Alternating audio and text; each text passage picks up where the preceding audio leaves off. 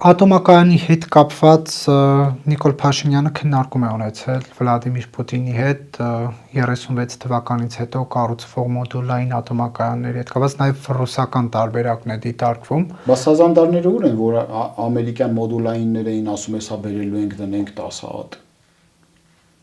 Բանից պարզում է իրենց պրոարևմտամետ գործի չէ, այդքան է պրոարևմտամետ չի։ Ոնց որ թե Լյուբյանկայի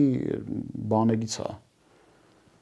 ուղղորդվողներից է Լյուբանկայի կողմից չեն մտածել, ես որ ասում եմ, որ Նիկոլ Փաշինյանի նման պրոռուսական գործիչ չկա, մարդիկ կային իրենց կոտորում էին, ասում էին մենք ենք ճանաչում Նիկոլ Փաշինյանին, նա ռուսների հետ։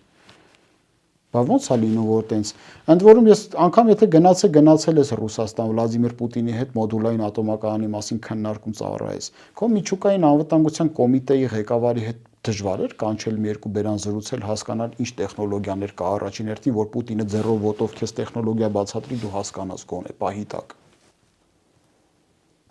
Ոչ թե շվշվացնես։